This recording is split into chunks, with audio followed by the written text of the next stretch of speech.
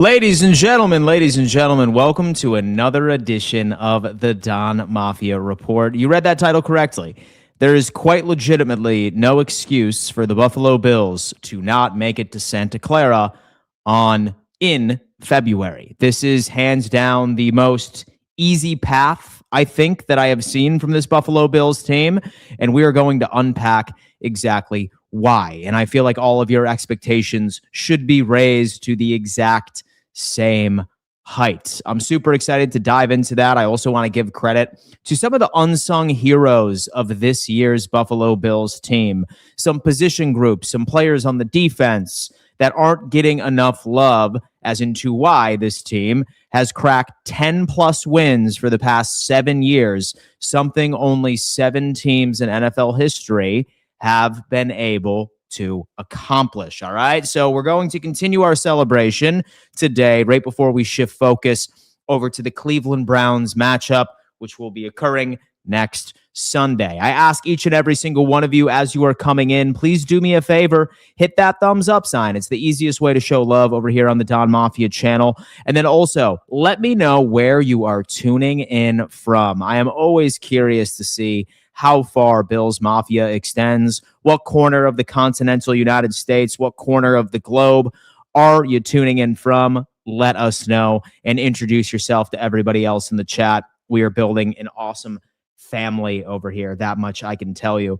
I need to give a giant shout out to our good friend over on Sleeper. By the way, Sleeper is the #1 player prop platform on the market today. If you were to take the unders on several Dolphins players last night in 14 degrees, you probably would have walked away a massive winner. Okay. You can have that opportunity of doing it again just by signing up for Sleeper. Guys, $20 just for signing up. You could put that toward your first parlay for the upcoming NFL Week 16 matchups, and they're matching 100% of your first deposit all the way up to $100. Guys, Sleeper, link is in bio. As always, a giant shout out to these guys for being a proud partner of the guys, man. Let's go ahead and check something out real fast. I'm going to go ahead and share my screen, and then let's tap in with where everybody is tuning in from today. All right. And guys, also subscribe and turn on bell notifications. We are so close to 50,000 subscribers. It is such a milestone over here.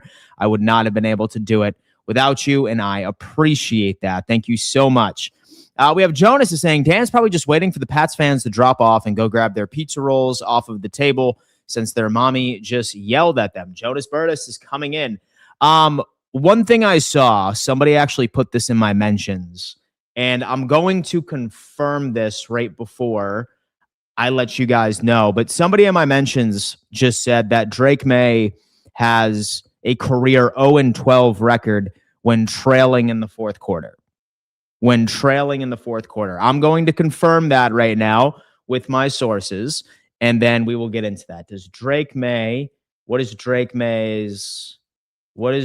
May's record when trailing in the fourth quarter? I will confirm that once I end up getting a confirmation, folks, but I feel like that's some insult and salt to the wound for anybody that is still looking for some opportunities to dunk on Pats fans. Would be perfect late birthday wish if we won the Super Bowl with our most problematic team historically eliminated. M. Dor is coming in, and I got to tell you what, man, that's a key theme as into why I think that this playoff picture is bar none the easiest path to Santa Clara. Now, I do want to preface this by saying the NFC is no joke. The NFC is filled with super teams. There's probably about 4 teams in the NFC right now where I don't particularly like the matchup for the Buffalo Bills. But let's not even have that conversation until it becomes a bit more realistic. Greer, South Carolina here. Greatest story ever told. Eddie, I got to tell you, man, I got your seasonings, man. I just got back from vacation, and I'm making some taco bowls tonight, and I plan on using one of your seasonings, and I will report back. But I love the packaging. Looks awesome. I'm sure it tastes just as good as it looks. Atlanta is in the building. Buffalo, New York, Oklahoma City is in the building. Tuning in from the greater Toronto area, Ontario is Canada. Tallahassee, Florida, Atlanta, Georgia. Back at it, Holland, Michigan. Go Bills. Vincent, I hope you are having a wonderful morning.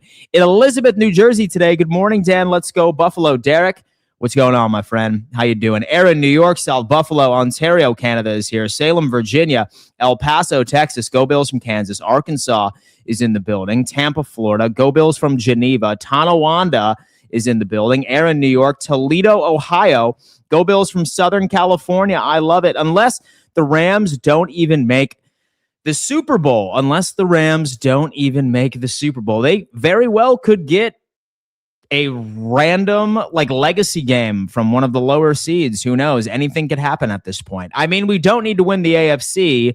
We need the big dog. That's what I'm talking about, baby. Question: Denver or Patriots? Who do you feel scares us most in the playoffs? Did we expose New England's defense? I think so. Say that I had to choose between two. Now, I would be confident in Buffalo winning both of those games, but my confidence is far greater so against the Denver Broncos, because when you look at how they are built defensively, you are looking at the same defense minus an addition of Hufanga to their safety room and a couple of other ancillary pieces that Buffalo's offense, which, spoiler alert, is same exact unit, same exact offensive coordinator, same quarterback, right? Maybe a couple of changes on our wide receiver 4 and wide receiver 5. But this is the same offense that hung 40 points on the Denver Broncos last year in the playoffs. And our defense was just as injured as it was during that time. So I like how the Bills match up against the Denver Broncos. I would not be concerned in the slightest if we have to go into Denver for the divisional round or if we need to go in for the AFC Championship. I would not be nervous, and I would actually like that. Patriots would probably be, if I had to choose between the two, I wouldn't want to go back to Foxborough. And so I wouldn't want to play this team 3 times. It is a divisional opponent. It's an opponent that is very familiar with what we do. They've seen us twice on tape. So with that being said, I think I would probably rather the Denver Broncos so that we could avoid the familiarity, because anything can happen in division games. I think that's proven time and time again. Syracuse, New York is in the building.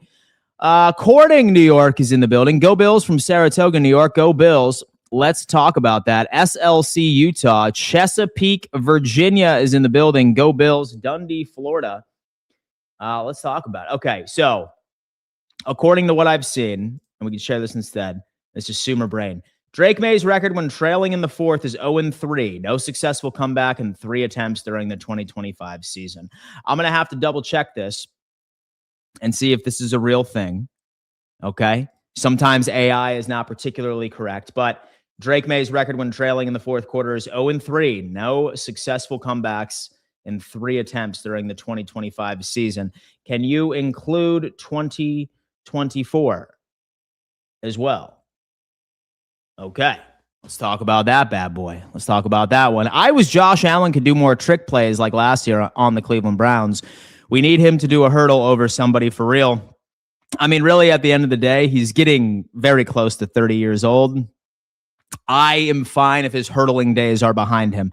Scott is in the building. I just want to let everyone know that it was off topic. Mahomes' injury was a lot worse. He had an ACL and LCL tear.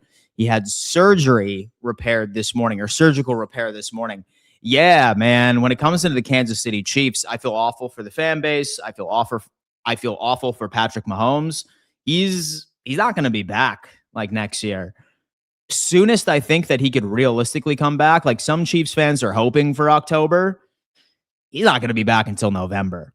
We're going to be talking about 8 to 9 weeks of football. So I'm really curious to see what this organization does if they just punt the season, moving forward, and see how that happens. But, I mean, damn, dude. It's rough. It is rough, man. It is absolutely rough. Let me see what we got here. Dave Williams from Rhode Island. Dave, I hope all is well. We have Ronald Miller. Should we bring Justin Tucker in for a workout? Ronald Miller in here, man, asking the controversial questions.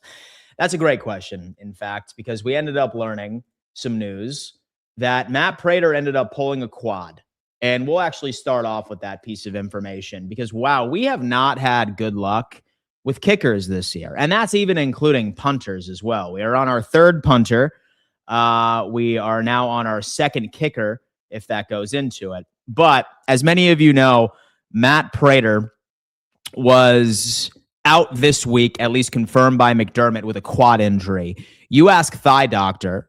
He is my go-to source for like Bills and NFL injury news. However, he's thinking that Matt Prater might potentially be out for 4 weeks. Now, we're not sure if this is 100% confirmed. We haven't heard it from the organization, but I do have to tell you, Thigh Doc has hit the nail on the head more times than he has missed. So I am looking at this from the perspective of, okay, where are we going to go? What direction do we go as far as bringing in some potential kickers? Now, really outside of a couple of the TikTokers, right? Like, I mean, you have conversations with a couple of people on the internet, like they're very clearly young, high school or college or something, and they're going to start listing off names like, oh, Destroying, dude, the YouTuber. We got to bring him in.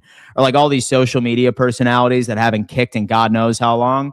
But when you end up looking at some of the guys that are available, right? I'm going to go ahead and look up some of the guys that are available at this point and see who could be brought in for a workout. I'm going to go with this, share my screen over at Spot Track. We're going to go with position. Let's see who's available at this point. And this is going to be pretty tough. And let's see who is available. Available. That's what we want. That's who you're looking at, dude. Except for Matt Prater, who is, he's obviously still on the Bills. I'm not even sure if any of this is actually still accurate. Here, let me see if we got available. Let me see. Free agent type, all types, player option, club option. Let's go 2025. Who's available? Who's available? Okay. This is who we got, folks. This is who we have for a potential kicker for the Buffalo Bills. You have Younghoe Koo, okay, he was formerly on Atlanta. He had an awful year in Atlanta. He went over to the New York Giants. I think a lot of us remember a couple of weeks ago where he straight up missed a kick. Like not wide left, wide right. His foot didn't even hit the ball. Okay, so Younghoe Koo, I suppose he could be brought in for a workout. You have Prater, who is still available, I suppose. You have Eddie Pinheiro, Zane Gonzalez, Austin Siebert, and Cade York. So this is the slim pickings. Some people are suggesting that we ultimately end up giving a call. Here, let me do this. To Rodrigo Blankenship. I mean, he's a TikToker too, which is kind of funny.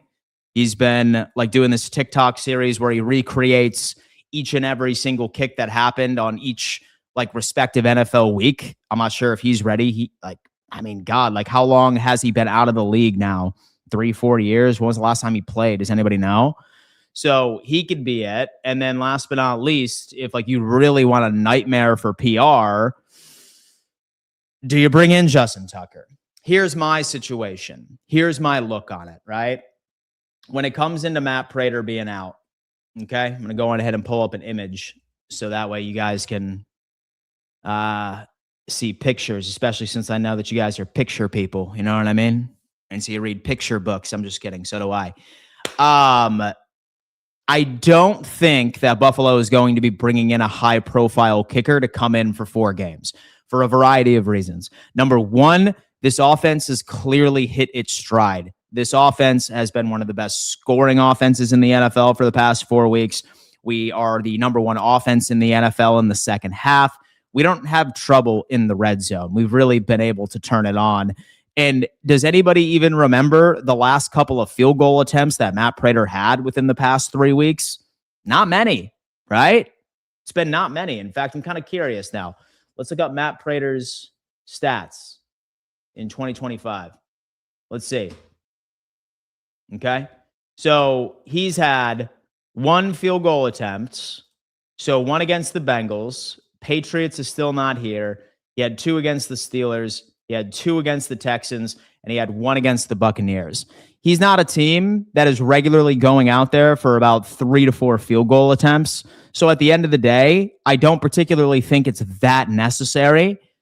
especially going up against the Cleveland Browns. And let's hope that thigh doctor is just trying to sort of prep us for absolute disaster, because maybe Sean McDermott's right. Maybe we are only going to be without him for a week or perhaps even 2. I'm not concerned about this Bills offense. We have been moving. And when you look at the amount of field goal attempts from Matt Prater, I mean, I don't think that it's necessary to bring in a big name.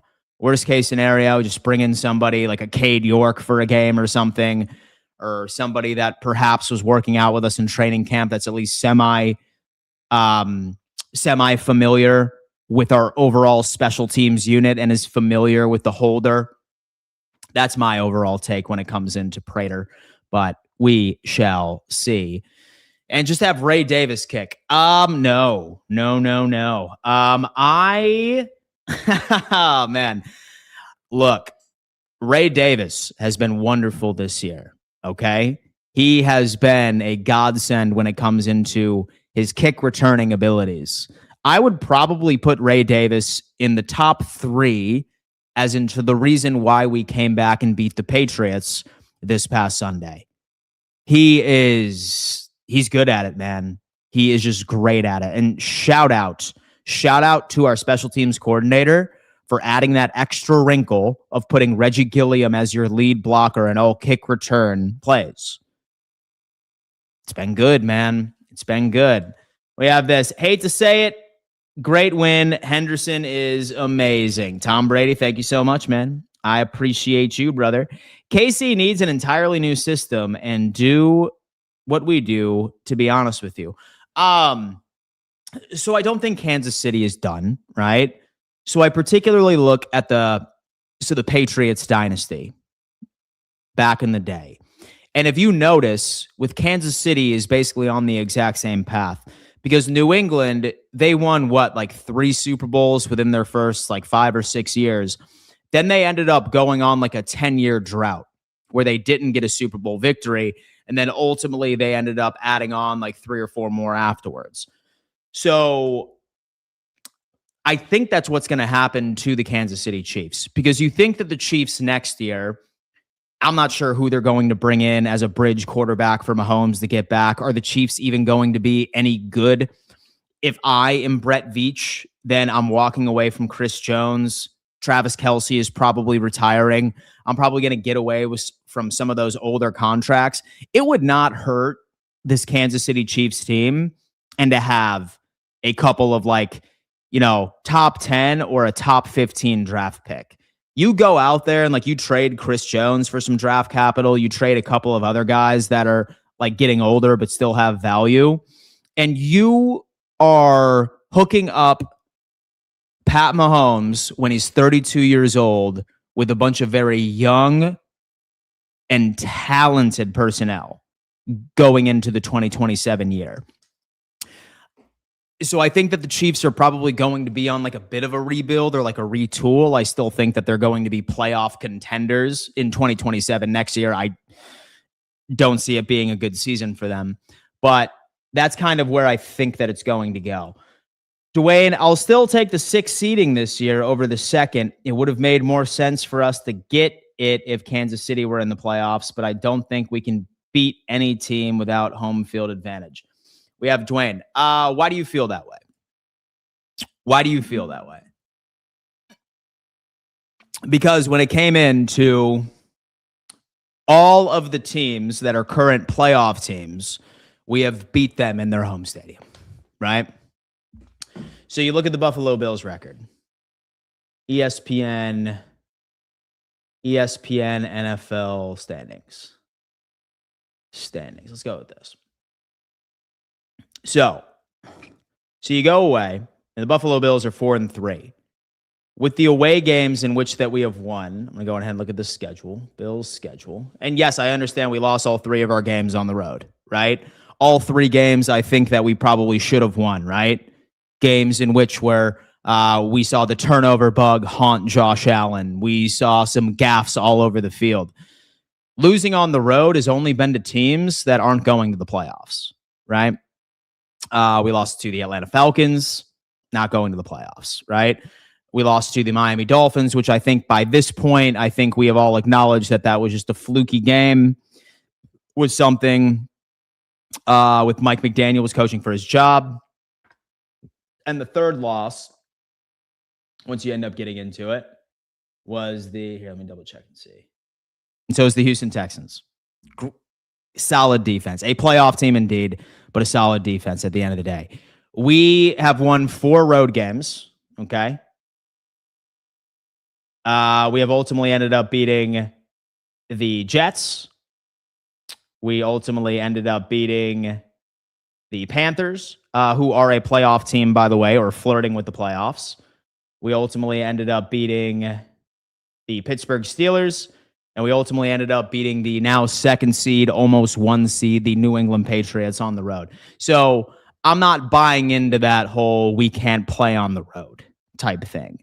This offense is built to compete in conditions like this, and that's particularly what we're seeing so far. So we will see. Mike's coming in. Is Greg Zuerlein available? I think the Jets released him before the season got going, and I don't know if he's ever found a new home. Vet with a good leg, maybe might be a bridge till Prater returns. Greg the leg, huh?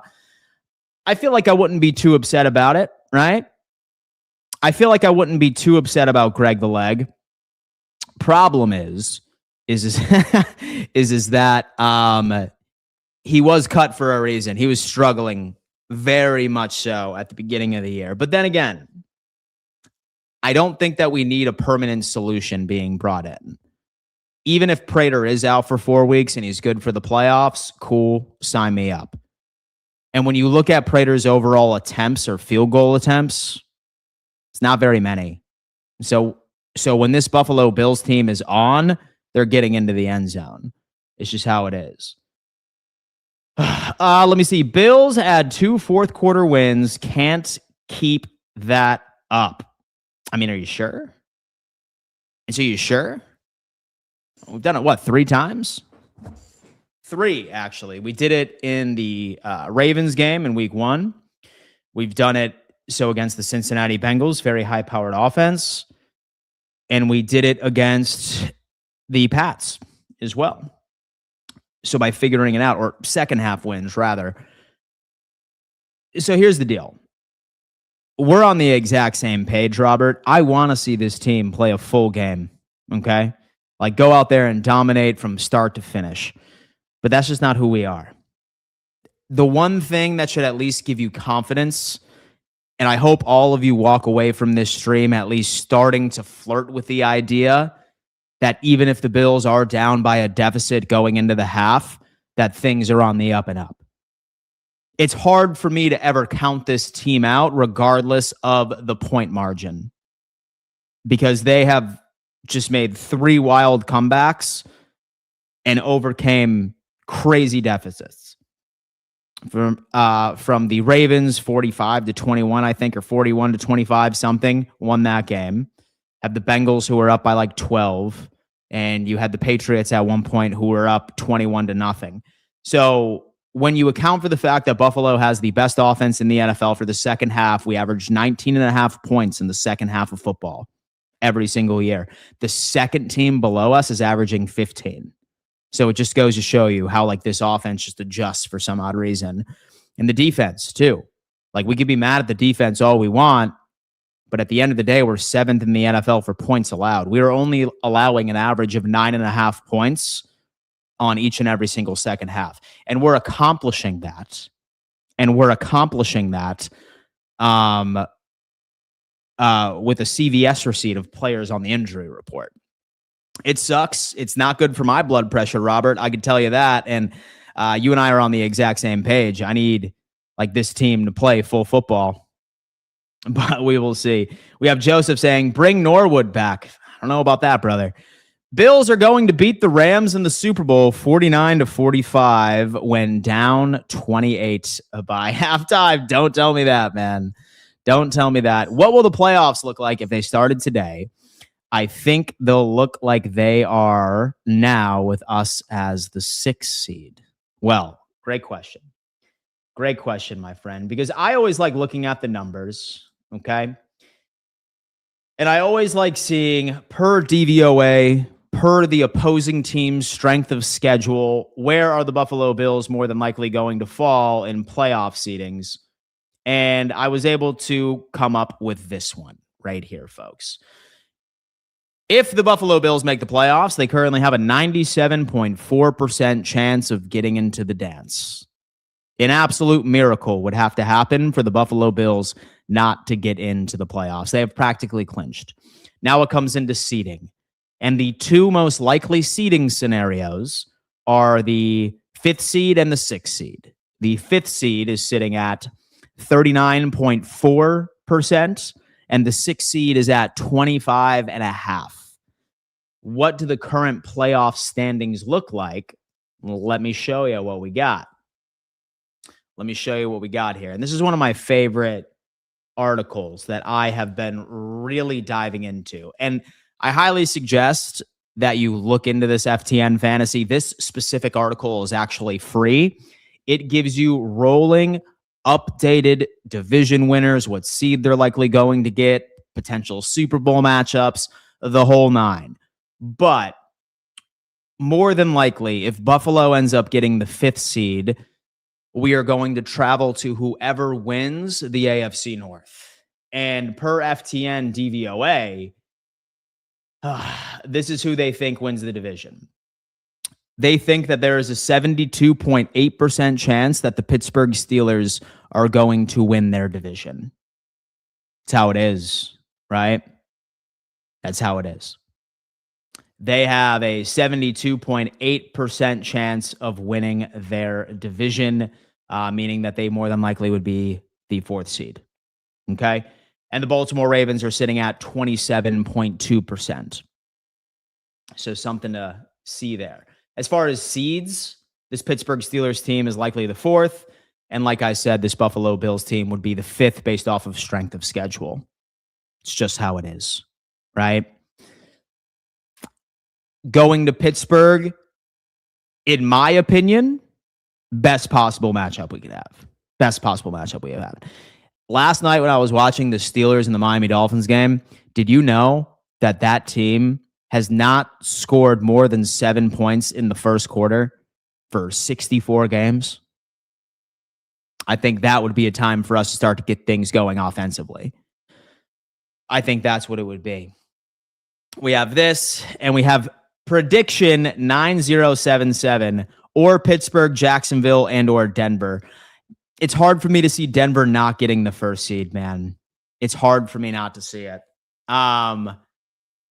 That would require them losing. And so I look at the Broncos' schedule, and for the most part, and they should just fall into it. Like maybe Jacksonville has something to say about it. Like maybe they can take the Broncos down, but in Denver, I don't know about that. And with Trevor Lawrence, I'm sorry for anybody that still believes in Trevor Lawrence. I think he's an awful quarterback, and I think that Liam Cohn should be the coach of the year for being able to coach out of wildly inconsistent quarterback play. Then they have the Patrick Mahomes-less Chiefs, so they're going up against Gardner Minshew on Christmas Day. Give me a break. Last but not least, they have the LA Chargers. And I understand that the Chargers ended up beating the Chiefs last week, but the Chargers looked awful. And so with Herbert is regularly running for his life, he's playing with one hand out there. And so the team just doesn't look good. So it's hard for me to see this Broncos team not winning out. But it is the NFL.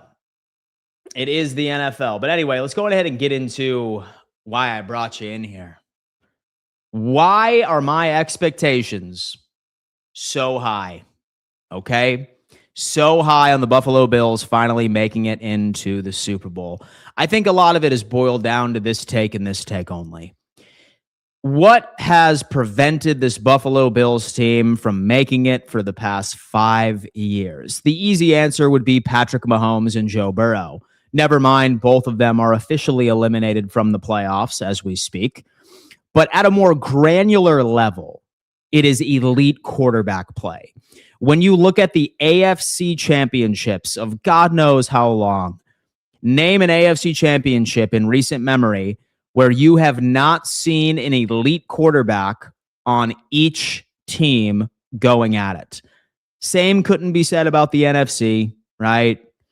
And so I know some of you are Jalen Hurts believers and stuff, but I would not consider him to be elite. Right. Otherwise, I think that we need to find a different term to categorize these quarterbacks, because the term elite should only apply to 3 or 4 guys. But this AFC championship has only ever been 2 elite quarterbacks going head to head, or at least 1 elite quarterback in the mix. And when I look at the current playoff standings, you have Bo Nix, who is a second-year QB, very well coached by Sean Payton, a good defense. But at the end of the day, Bo Nix hasn't had success in the playoffs, a limited sample size. It's time for him to prove that he could get it done. But I'm not sure about you. I would take Josh Allen over Bo Nix. Would you? Okay. Moving on, the New England Patriots, Drake May, who has been good this year. I will give this young man credit. I think that he has done well. I think Vrabel's tutelage has certainly assisted him. I think Josh McDaniels' tutelage has certainly assisted him. But at the end of the day, we're talking about a guy that is very clearly struggling when trailing in the fourth quarter, and that is all the playoffs ever are. And he has no experience in the NFL playoffs. Maybe he has ice in his veins and he is able to go on ahead and get past all of this. But again, who are you choosing going into the playoffs? Josh Allen or Drake May? I'm sure some Patriots fans or some Broncos fans would say, oh, my QB would be my choice. But if you were to ask the front office and say, hey, man, for this time and this time only, I know that so-and-so is your quarterback for the regular season, but here's Josh Allen.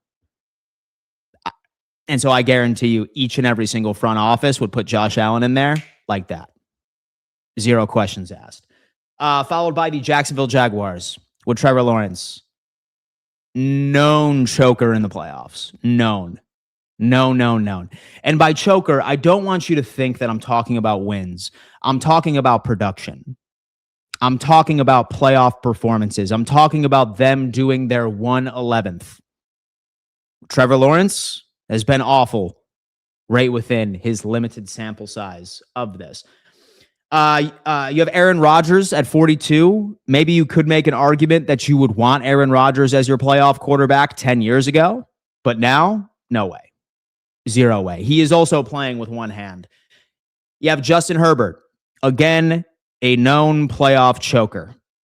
And by choker, again, what I am saying is somebody that is not proven, somebody that does not do his 1/11th in playoff games and has awful performances. I would take Josh Allen over Justin Herbert. That's me, and with the Chargers would probably agree with me.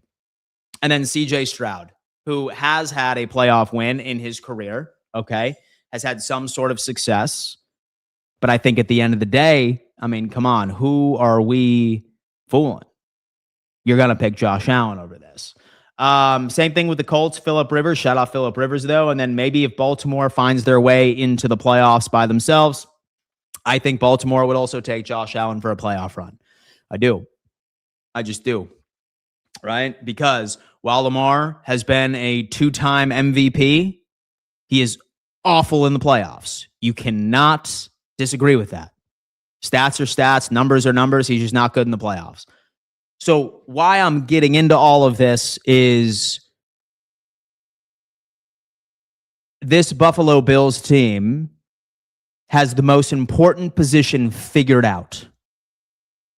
This Buffalo Bills team has, bar none by a country mile, the best quarterback in this current playoff picture as far as a playoff resume is concerned. That's why you're damn right. We better march into Santa Clara with relative ease. That's precisely what I'm saying. I could care less about all the excuses of, oh, I'm nervous about no wide receivers. Chat, our tight end room is looking pretty good.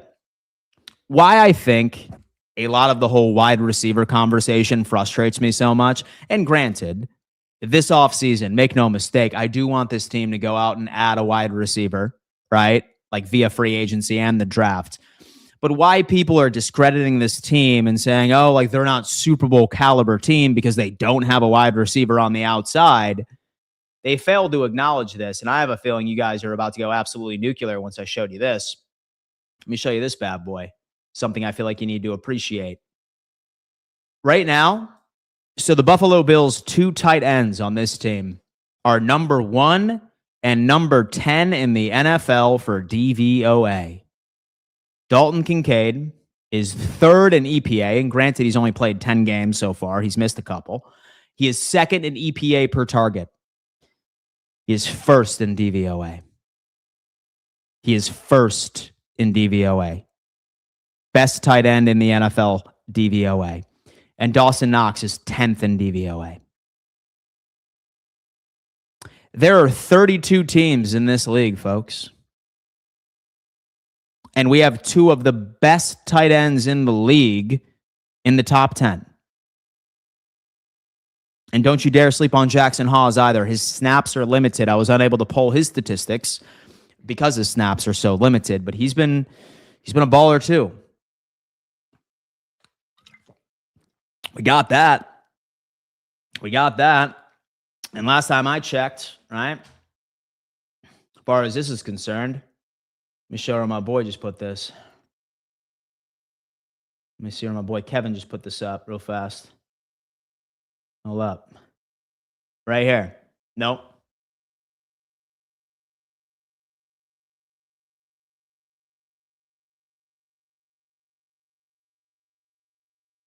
So the Bills' offensive line is 1st in the NFL for pass protection and 2nd in run blocking.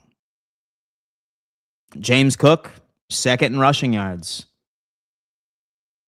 So I don't want to hear this. Like, oh, Dan, I'm not sure that we're going to be able to get it done with this landscape right here. Number one, we have already established that we have the best quarterback in the game. I just proved to you that we have the best tight end room in the game. I just proved to you that James Cook is probably on his way of being the best running back in the game and winning the rushing honors by the end of the season.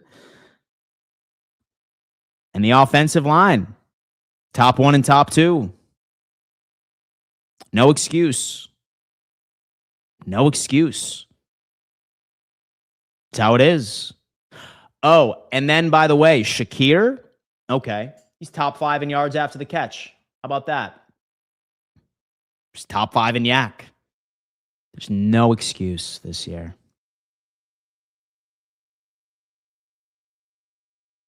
That's how it is. That's how it is. Y'all think we can beat down Myles Garrett, and people keep talking him up. He is the best. He's the best edge rusher in the game. I would perhaps even make an argument that Myles Garrett is the best to ever do it. It's ballsy, I know. But I would make an argument that he is the best to ever do it. And that we are witnessing greatness. At the very least, he is on the Mount Rushmore rate of defensive ends. Rate in NFL history. He is. Like, bar none. As far as Myles Garrett, we will get into that, but from where I'm going, I think that we just need to have a bunch of quick passes and maybe avoid outside zone as well for James Cook's sake. And Josh, whatever you can do, get it done. Prediction 9077. All right, listen. So what I'm about to do for you right here, brother, is I am about to show you something, and you're probably going to think that Dan's just being an asshole and he's trying to embarrass me. I'm not trying to embarrass you. What I'm trying to do is I'm trying to show you that things aren't as bad as people suggest. Here's the problem. Some people come into the chat, right? And they say, oh, but the eye tests.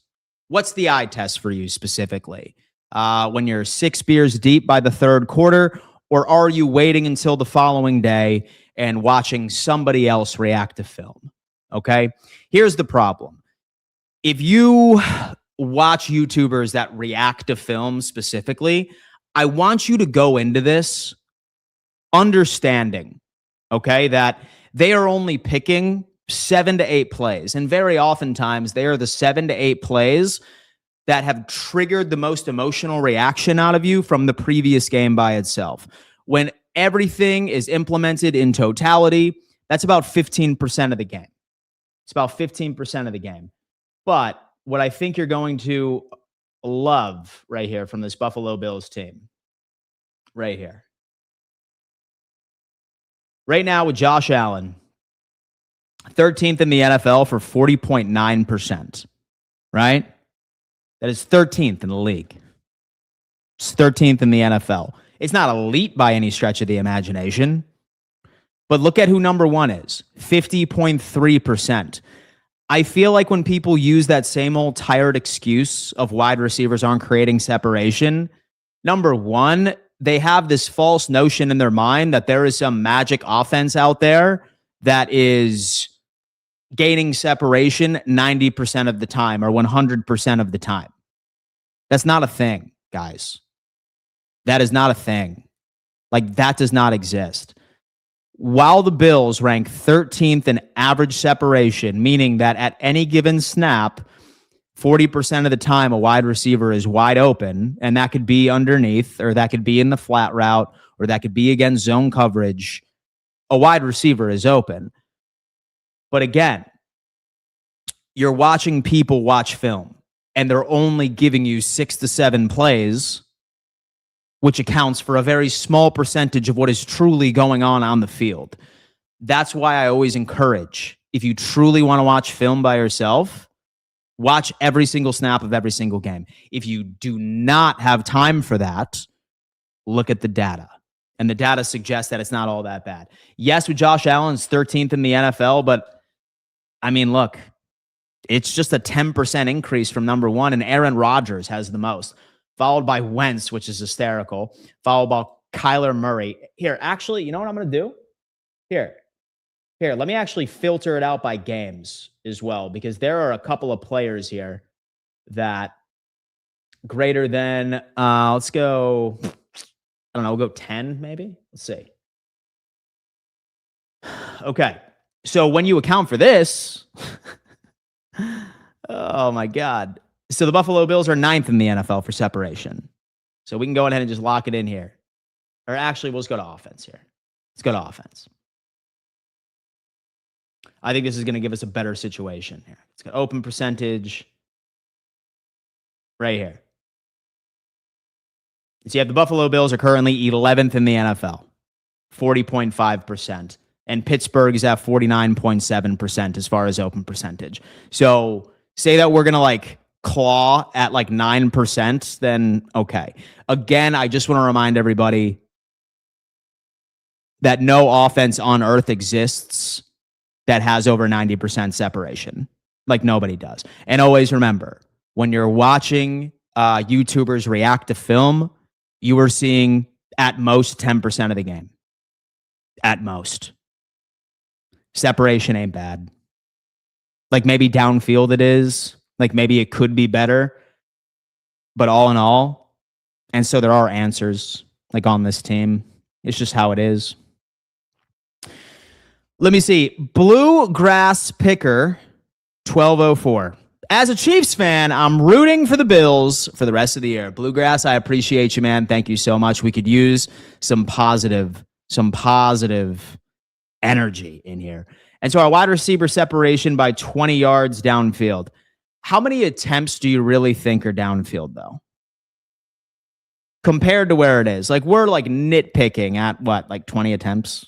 Like 30 attempts? It's gotten better for the past couple of weeks. Who cares? Who cares, man? We have 10 wins. It's, I mean, dude, say what you want. We have Johnny is saying, stop, dude. Beans sells free agency. Okay. How? So who would you have gotten? Say that Johnny Valencia was the GM of the Buffalo Bills. Who would you have gotten, like, on this team? What wide receiver would you have drafted right in the first round? Who would you have drafted in the first round if you were the GM of the Buffalo Bills? I would love to hear your feedback. Just would love to hear your feedback. They're the 2011 Pats. Their passing attack is funneled in the slot and tight ends. I'm surprised we don't talk more about the Bills' defense. That's what worries me. So the one thing that should make you feel at least somewhat confident is that we're holding teams to 9.5 points in the second half of every single football game. Right? So that's good at least. That tells you that the Bills' defense at least has it in them to make adjustments. I would love consistency, okay? I would love consistency from this squad. But I'm feeling pretty good about where this team is going into the playoffs. I definitely get it. Look, I'm definitely critical of Bean for not drafting more wide receivers, but too many fans blame him for shit that isn't his fault because they don't understand that the internal dynamics of that team, coaches get a lot of input. Yeah, so here's my deal, too. So when that radio station started going off and stuff like, oh, wide receiver, wide receiver, wide receiver. All right, dude, who would you have drafted this year? Who? Who? I'm not sure if you guys have been paying attention. And so, but this wide receiver class has been buns. Has been buns this year. So I'd like to hear it. What I would do is I would probably have asked somebody who would you have drafted or who would you have gone after free agency? And the only way that would have made sense financially was on Madden and you turned off salary cap. People are so quick, but they don't have solutions for themselves. And that's just how it is. Nah, for real though, should have drafted A.D. Mitchell instead of Keon Coleman. Why? He sucks. He's awful. He's just as bad as Keon Coleman, if not worse. And so I feel like you're basing it off of 3 catches he's had for the past 3 weeks. Again, don't watch highlights. Don't watch highlights, right? Data is your friend, my friend. Data is your friend if you truly want to understand what a player is. Look, where is this guy? And so I'm not even sure where he is at this point, but dude, I mean, he's awful, brother. Dalton Kincaid being wide open on 3rd and 5 in the fourth quarter is much more important to me than 20-plus yard air attempts. I'll take the third down conversions over everything. And one thing I feel like a lot of us haven't been able to admit either. So with Josh Allen has never really been good at stretching the field. So with this team is built for Josh Allen and his preferences. And outside of 1 year, he's regularly finished 24th and 25th in deep ball accuracy. And many of those years were while Stephon Diggs was on this team. So I just don't get it, right? Look, I acknowledge I want somebody big, right? I am going to be pounding the table this offseason for Buffalo to go out and make a trade for Jalen Waddle, right? Because I do think that he makes us clearly unstoppable with our tight end room and a wide receiver. But so I refuse to come out here and buy into what all of these things are, where people are like, oh my God, we have the worst separation in the league. It's yeah. It's just false. It's just false, man. It's just false. That's just what it is. And okay, here's my prediction for the playoffs. We'll go against the Steelers. Here's my prediction. 27-10. Next game, Denver. Bills 34-27 Bills. Texans, Bills 23-20. Bills, Super Bowl, Seahawks, Bills kill it. I would love that, dude.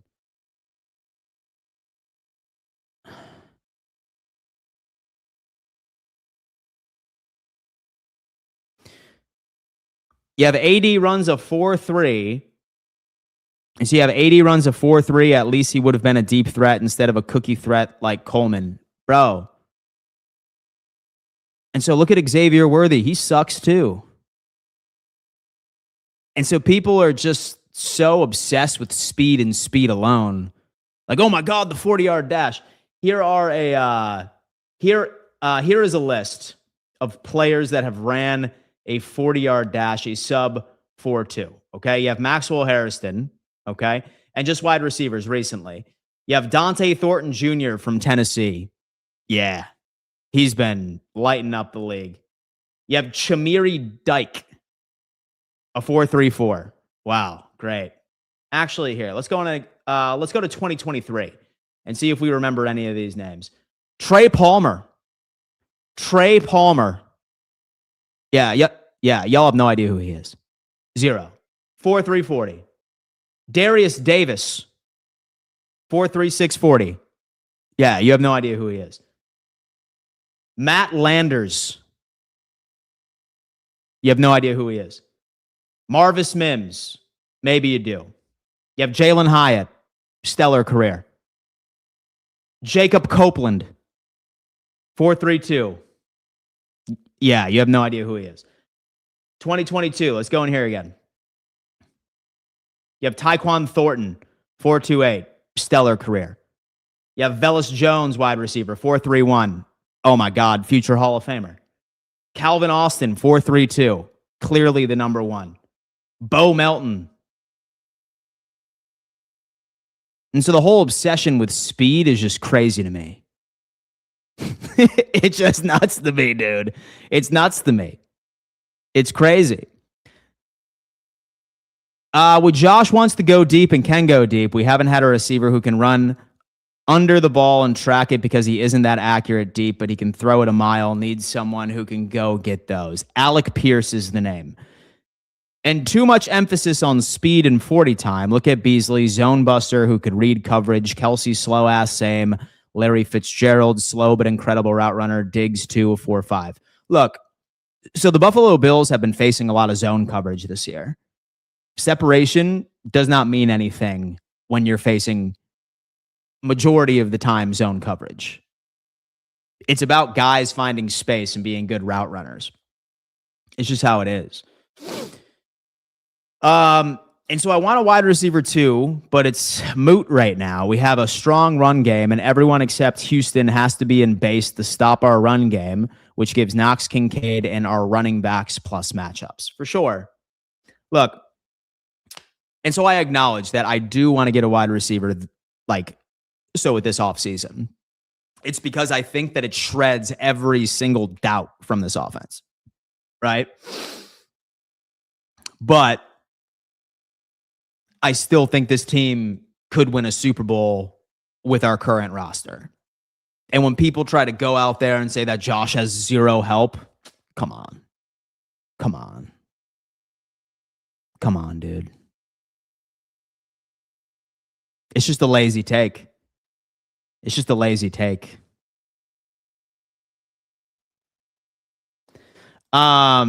And so I wanted Matthew Golden and Jihad Campbell. Then last year I wanted Cooper DeJean, but we didn't draft them, which sucks. So I'm not going to cry about it right now. It's about supporting the guys that we have on this team for sure. And so again, why don't we utilize Cook as a field stretcher? We drafted a talented receiving running back in the second, and we don't even try to exploit this talent more. Well, so I look at it like this, right? Back in 2022 was back in the Diggs days, right? A big complaint with Bills Mafia was that we had no yards after the catch. We were one of the worst yak teams in the NFL by a country mile. Buffalo is now one of the best yak teams in the NFL.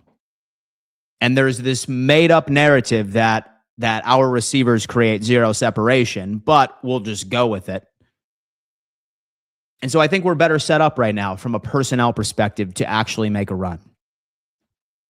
Josh is so clutch on third down, that helps. Absolutely. I'd rather have technique and ability to get open with a move or a good route running rather than speed. Me too. I mean, guys, look, it is staggering, based off of all these guys that run like a 4-3, 4-4. Rondale Moore, 4-3-2. Sure, with Chase, he's fast at 4-3, but that's not what makes him good. What makes Jamar Chase great is his size, his route running capabilities. He just gets open. There are guys that run a crazy sub 4-3 and 4-2 that have an awful route tree and have piss poor hands. It's rare to find all of that. Oh yeah, by the way, we had Elijah Moore. And so y'all remember him? 4.35 40. That's what I'm saying, guys. Look, it's not that big of a deal from my perspective. And again, I do want a wide receiver this offseason. Don't get it twisted. I do, because I feel like that's really all we need. So I think we need a wide receiver. I think we need an interior offensive lineman. And then I also think that we need some linebacker depth, because who knows what's going to happen with Matt Milano. I think we've seen the last of Matt Milano, although that I'm going to miss him because he's been a baller so far this year. Ray Davis will be our new kicker. Why not? I don't know about that. I'm not worried about our playoff offense, but our playoff defense. First half playoff defense. Second half playoff defense, I feel like we'll be okay. They legit only put up good games when Josh goes nuclear. And the only exemption from that, in my opinion, is Cook. Okay. Can Josh go nuclear without a tight end getting open, right? What exactly allows Josh to go nuclear, right? There are other moving pieces, right? Say that we had the 32nd ranked offensive line in the NFL, and do you think that Josh would be able to have these nuclear games? No. So it's not just that. It's not just that. I am very happy with the way that we are playing. We are making adjustments and winning games in the second half. For my heart health, please get off to fast starts and play well in the first half as well. I would love that, in my opinion. Let me see. If Sean McDermott loses to these coaches with no real experience, I will no longer be saving him from the fire head coach allegations. No excuses. Dwayne, there he is. A game like Cincinnati and Tampa where his legs are the weapon? Yes, indeed. Keep it going. Will the Finns be actually playing Week 18 versus the Pats since they're eliminated from the playoffs? I'm not seeing it. I'm not seeing it, dude. I think that the Bills are going to be a wild card team. Not Broncos will win. Interesting. What kicker are they bringing in? No update as of yet. And people always say just Josh that they forget D shits with the it's the defense's problem. I get it. Dan, it's been said that speed kills. With the heart and desire to win that this team has, there's no stopping them at this point. Go Bills. You're right. Speed does kill. But most of the players I listed off that ran a 4.3, 4.4 have not had any significant NFL career. Minus Chase, who was the last one that's really stood out to me. Good wide receivers are ones that are able to find space, a solid route tree. Speed's important to an extent. But if speed was that important to you guys, then we should have been pounding the table for Elijah Moore or Curtis Samuel. Both of them run 4.3s. So we have speed guys. And for a long time was super annoying. And so about Xavier Worthy, I mean, he sucks too, guys. I mean, he's arguably just as bad as Keon Coleman. And so you can ask Chiefs fans. I just think Allen missing a deep threat, and Mitchell would have been that. And so, but with Josh is not a good deep passer. That's what it is. It's not a bad thing. He's still the best quarterback on the planet, but that's not a part of his game, is deep passing. It's just not part of his game. Seems like the Bills are, oh yeah. And by the way, one other thing. And so if y'all think that Josh has no say of what type of weapons he wants on this team, you're crazy. And so you're nuts. And so he wanted Keon Coleman. And so you heard the interviews. He told Bean that's who he wanted. That's how it is, dude. With Brandon Cooks is better suited for the Bills with his route tree than pure speed with average routes. I agree. And so is there any chance that we can... Nope.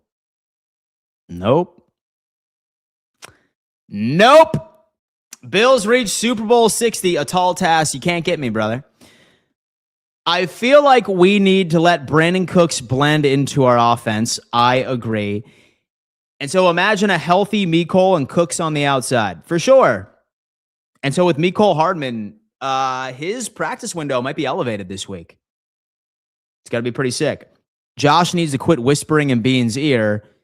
He is a terrible scout, for sure. Damn. Gotcha, Dwayne. Gotcha, brother. Dan, and do you know if the new Highmark Stadium is going to be a turf field? It's grass, baby. Pure grass. All right, folks, that's going to have to do it for another edition of the Don Mafia Report. I'm going to be live on 4th and Forever here in just a little bit. Tomorrow, I am unpacking the Browns. Everything we need to know about what this team brings to the table defensively, what their trends and their tendencies are on the offensive side of the football. I believe that we're going to see Shedeur Sanders. So if you haven't already, subscribe and turn on bell notifications. Guys, we are so close to 50,000 subscribers. 49,489 of you have subscribed. That's insane. I cannot thank you enough. Thank you, Diana. Thank you, Diana. I appreciate that. Yeah, it's so crazy to think, starting this channel like 5 years ago, I think 6 years ago, that we would ever hit this milestone. It's going to be pretty cool. I think that we actually hit 50K right before the playoffs, which is going to be insane. And then we're on to 100. So do me a favor, if you haven't already, subscribe, turn on bell notifications, and we'll see you soon. Peace.